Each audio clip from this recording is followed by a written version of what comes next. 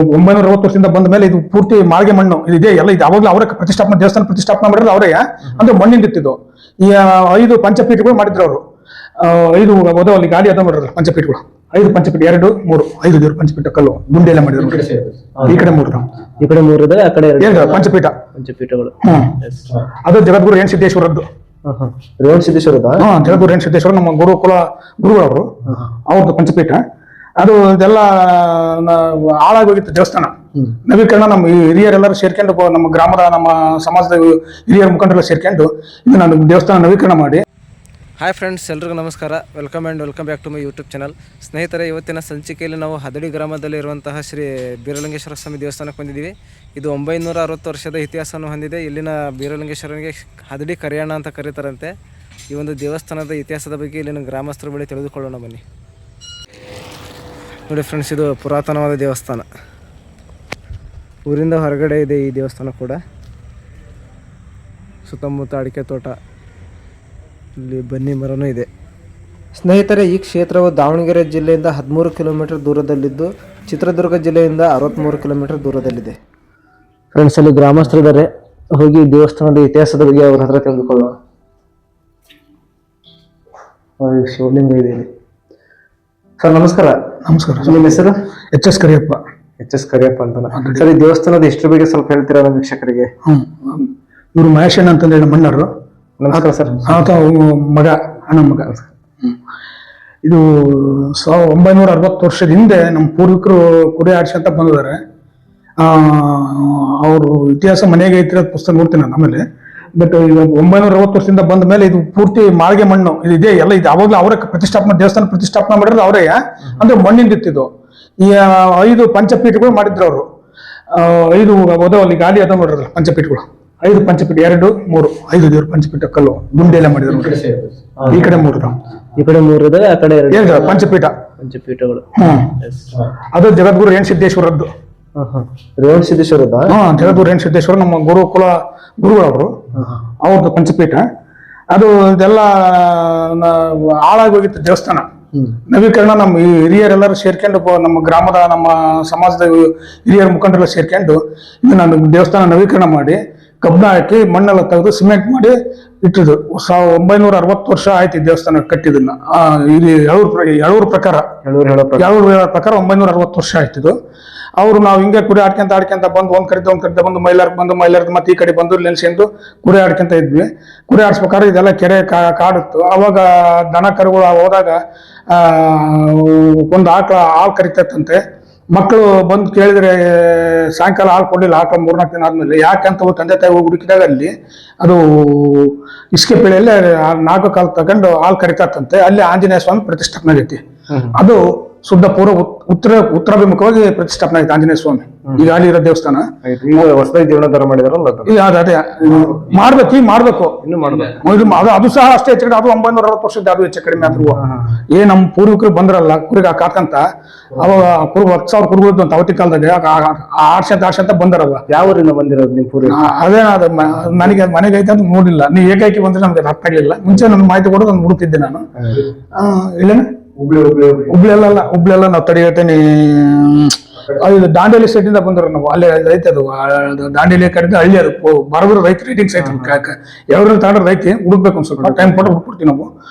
ಆಮೇಲೆ ಬಂದು ಅದು ಯಾವಾಗ ಅವಾಗ ಯಜಮಾನ್ಗಳೆಲ್ಲ ಹಿರಿಯರು ಇಬ್ಬರು ಕಡಿದು ಮತ್ತೆ ಅದನ್ನ ಆಂಜನೇಯ ಸ್ವಾಮಿ ಪ್ರತಿಷ್ಠಾಪನೆ ಮಾಡಿ ಆಮೇಲೆ ನಮ್ಮರೇ ಪೂಜೆ ಮಾಡ್ತಾ ಇದ್ರು ಅದನ್ನ. ಅವಾಗ ಸಣ್ಣ ಹುಡುಗ ಬಂದು ನಾವು ಮಟನ್ ಅದನ್ನ ತಿಂತಾವಲ್ಲ ಹೊಲಸು ತಿಂತಿದ್ರೆ ಬೇಡ ಅಂತಂದ ಹೇಳಿ ಆ ಕಡೆ ಕಂಚಿ ನಮ್ಮ ಚಿಕ್ಕಪ್ಪರು ಹೇಳಿರಲ್ಲ ಆ ಕಡೆ ಸ್ವಾಮಿಯರ ಕರೆಸಿ ಪೂಜೆಗೆ ಅದನ್ನ ಅಣಿ ಮಾಡಿದ್ರು.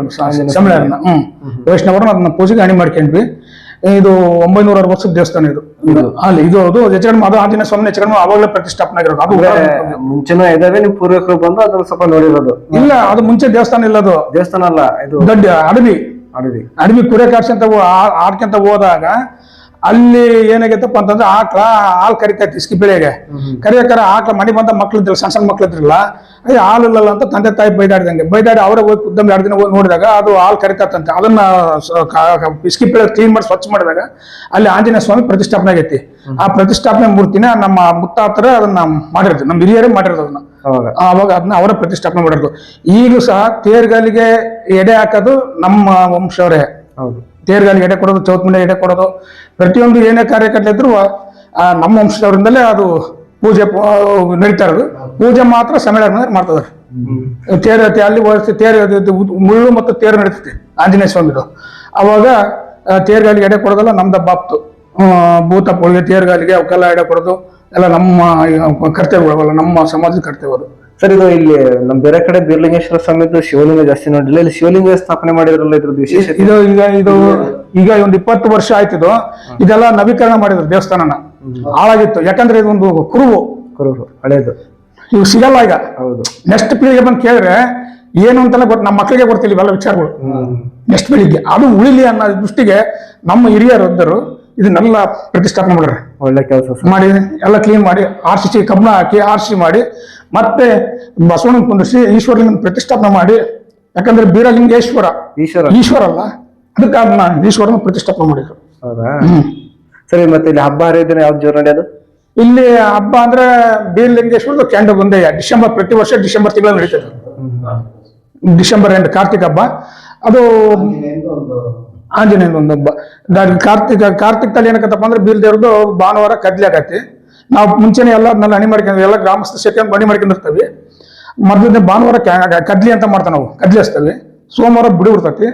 ಮೊದಲೆಲ್ಲ ಸಾಮೂಹಿಕ ಮದುವೆ ಮಾಡ್ತಾ ಇದ್ವಿ ದೇವಸ್ಥಾನಕ್ಕೆ, ಈಗ ಬಿಟ್ಟಿದ್ವಿ ಅದನ್ನ. ಈ ಮಂಗಳವಾರ ದಿನ ಕೆಂಡ ಒಂದು ಮಗು ಇದೆ, ಅದು ತಗೊಂಡಿದ್ದಾರೆ, ಮಗನ್ ತಾಣ ದೇವರು. ಅದು ಎಲ್ಲ ಬೆಳಿಗ್ಗೆ ಬಂದು 8 ಗಂಟೆಗೆ ಮಠ ಸ್ವಾಮಿರಿಂದಲೇ ಅದು ಅಗ್ನಿಸ್ಪರ್ಶ ಆಗ್ಬೇಕು. ಹೌದೌದು. ಸೋಮವಾರ ಸಾಯಂಕಾಲ ನಾವೆಲ್ಲ ಕೆಂಡನ್ನ ಕೂಡಿಸಿದಾಗ ಕಡಿಗೆಲ್ಲ ಒಚ್ಚಿಬಿಡ್ತವೆ ಕೆಂಡದ ಗಡ್ಡಿಗೆ ನೈಟ್.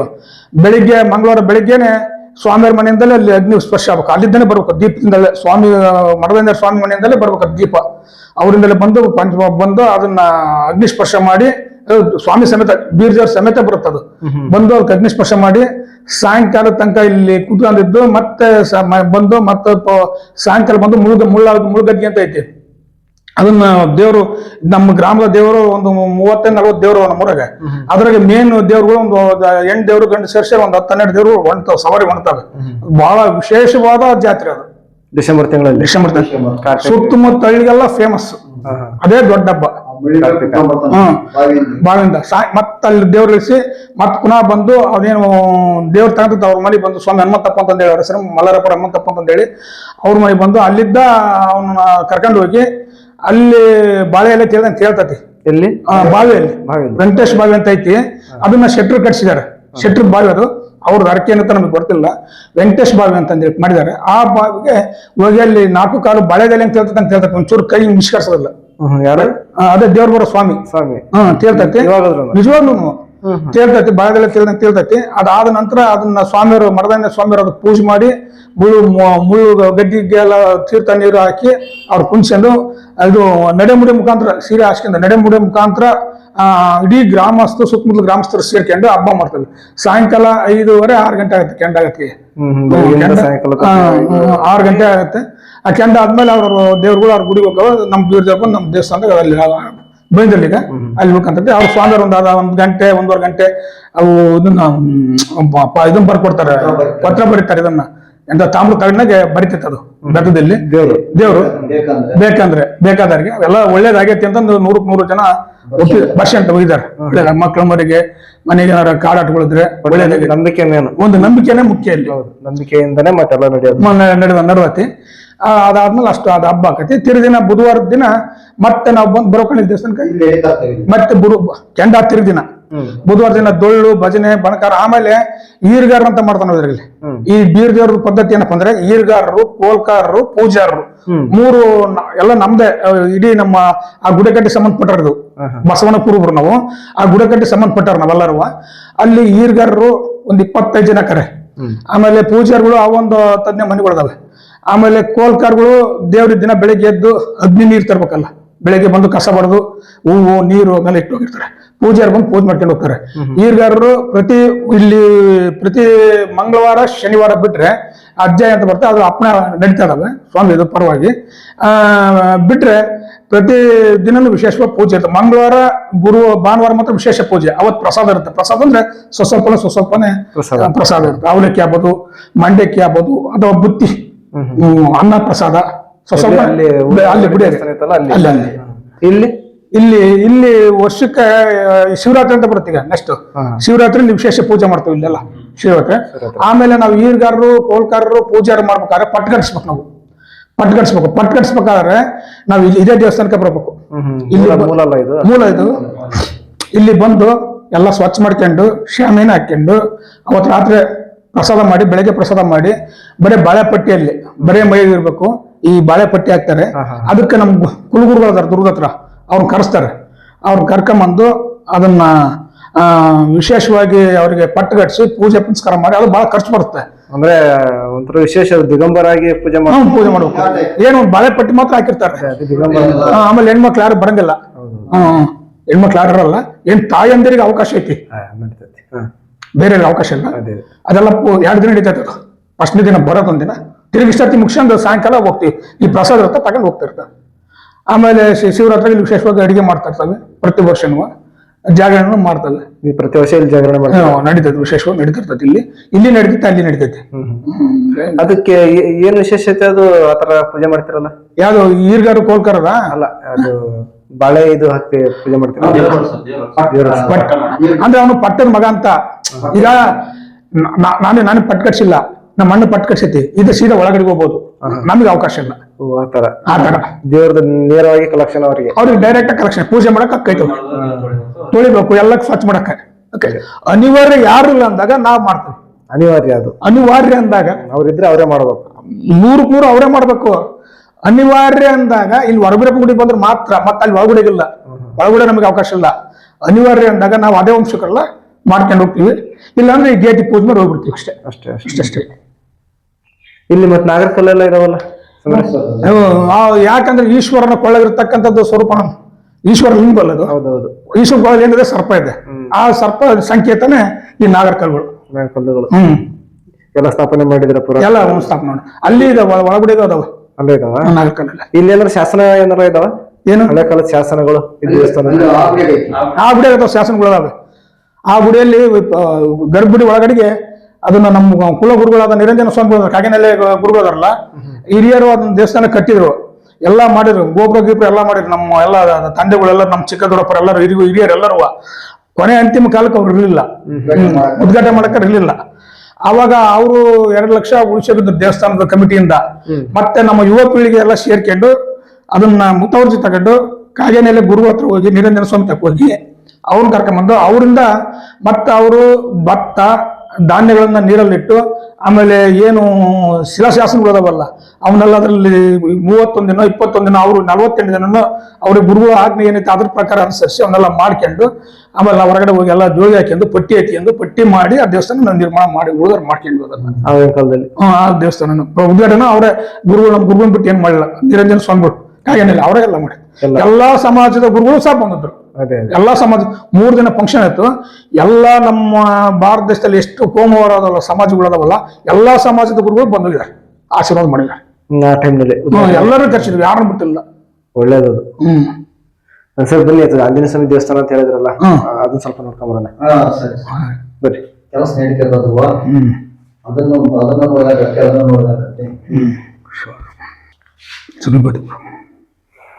960 ವರ್ಷದ ಇತಿಹಾಸ ಇರುವಂತಹ ಶ್ರೀ ಬೀರಲಿಂಗೇಶ್ವರ ದೇವಸ್ಥಾನ ಫ್ರೆಂಡ್ಸ್ ಇದು.